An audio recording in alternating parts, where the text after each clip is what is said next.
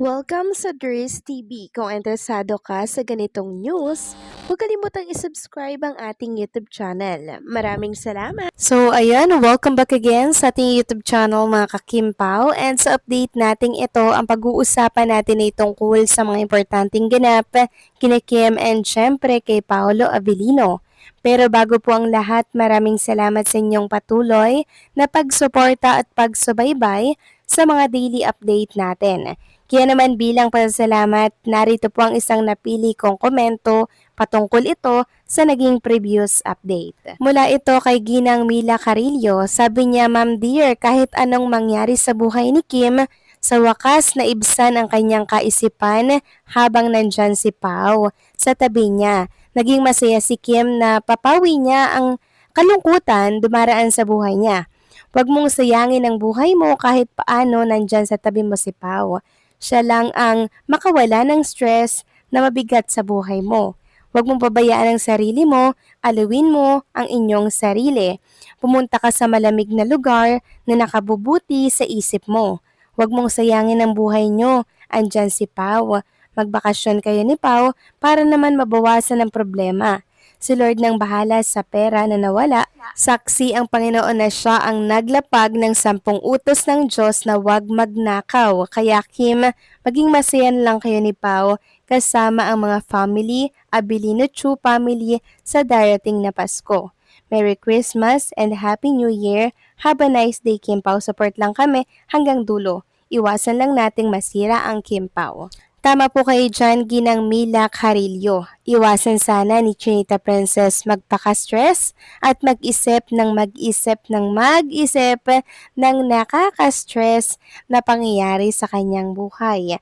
Alalahanin niya na marami pa ring magagandang nangyari sa buhay niya. At isa na doon si Paolo Avellino plus mga properties na na-invest niya plus mga negosyo na meron siya. Pera lang ang nawala kay Chinita Princess mga kakimpaw at alam natin na pwede niya pa pong kitain yung ganong halaga. Pero yung relationship nila ni Ate niya Lakam, hindi na po pwede yung maayos. Hindi na pwedeng ibalik yung tiwala na nasira.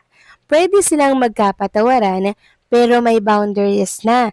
Meron na pong nasira. Kung baga, meron na pong lamat mga kakimpaw. Hindi na po pure. Hindi na po ganun ka-genuine yung tiwala sa kay Ate niya Lakam. Dahil nga po nakagawa na si Ate niya Lakam nang hindi ka nais-nais kay Chinita Princess. Magkakaayos lang sila pero never nang mabuong muli ang tiwalang nawasak na. Kaya sana mga kakimpaw, wag pong tambayan ni Chinita Princess itong problema na kinakaharap niya po ngayon. Kalimutan niya, mag-relax siya, pumunta sila ni Paolo Avellino sa malamig na lugar kung saan magpapakasaya sila, tatawa at wala silang iisipin. So sana ito po yung mangyari ngayong darating na Kapaskuhan. Kasi sabi ko nga po, paulit-ulit, deserve ni Kim and Paolo Avellino na mag-relax. 'Di ba? Kasi sobrang sipag nila, deserve nila syempre na hindi muna magpaka-stress sa buhay. Kasi stress lang 'yan. Mas masarap pa rin talagang mabuhay mga kakimpaw, yang pera nauubos, nawawala din 'yan.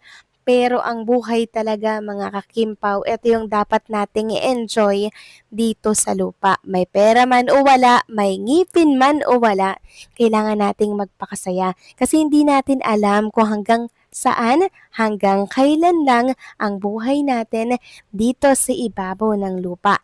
So maraming salamat sa komento, Ginang Mila Carillo. God bless po sa inyo and mag-iingat kayo palagi. So eto na nga, pag-usapan na natin mga kakimpaw ang mga topic na nakalap natin sa gabing ito. At unahin na nga nating pag-usapan ang tungkol dito sa binitawang statement ng Kim Pao Norcals. Sabi niya po kay Chinita Princess, "I'm really feeling sad because Kim Pao has been a huge source of joy for us." Kim Pao pala. "Especially those far from home. We'll miss them so much every Friday. Was something we always look forward to with only 2 Fridays left before the series ends. It's even harder." Malapit na po kasing magtapos mga kakimpaw ang series ni Kim and Paolo Avellino na The Alibay dito po sa Prime Video PH. And hopefully nga po ay magka-part 2 ito. Kasi ito lamang po yung libangan ng mga Kimball fans every Friday. Naglalabag po kasi ang Prime Video PH ng 2 episode every Friday. Kaya sana naman gawan po nila ito ng part 2 nang sa ganun ay maging masaya naman po at may libangan ang mga fans. Samantalang next topic naman tayo, pag-usapan natin mga kakimpaw ang tungkol dito kay Chinita Princess and sa kapatid niya. Sabi kasi dito sa isang write-up, Kim at Lakha mabenta sa mga Christmas lunch, dinner. Atin ang actress, may lusot daw. So paano nangyaring may lusot? Sabi dito, pwede bang kasuhan ng isang kapatid ang kapatid na kasama sa bahay? Particular na ng qualified debt na isang criminal case. Sagot ng kalunch naming abogado kahapon ay hindi. Nakasaad di umano ito sa Article 332 ng Revised Penal Code at ayon sa Article 332 of Revised Penal Code, persons except from criminal liability, no criminal but only civil liability shall result from the commission of the crime of theft, swindling of malicious mischief committed or caused mutually by the following persons: spouses, ascendants, and descendants or relatives by affinity in the same line. The widowed spouse with respect to the property which belong to the deceased spouse because the same shall have passed into the possession of another. And brothers and sisters and brothers-in-law and sister-in-law if living together.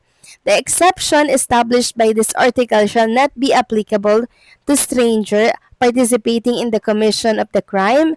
Emphasis supplied ayon sa ilibrary.judiciary.gov.com. Hot topic ngayon sa mga kwentuhan ang magkapatid na Lakambini at Kim Chu, kaya naman kahit saan ka makipag-Christmas lunch or dinner ngayon, hindi yun nawawala sa tsikahan. Nagkataong lawyer ang isa sa kalunch namin kahapon at nabanggit niya na ganun. Di umano ay magsasalita sila Kam anytime now. Kinasuhan siya ng qualified debt ni Kim dahil sa di umano'y financial discrepancies sa kanilang negosyo. Wala namang nabanggit kung may kasama si Kim na nag-file ng demanda against Lakambini na mga business partner nila. So kahit aling abogado mga kakimpaw ang mapagtanungan, ayun nga po may lusot yung kapatid ni Chinita Princess dito. Lalo't nagsasama po sa isang bubong si Kim and sila Kam noon, di ba? So nakakasad lang dahil mukhang si Chinita Princess ay tagilid po dito mga kakimpaw. Pero matalo o manalo man si Chinita Princess dito mga kakimpaw, alam naman natin na sa huli magkakaayos din naman sila and syempre magkapatid pa rin naman talaga sila at magkadugo.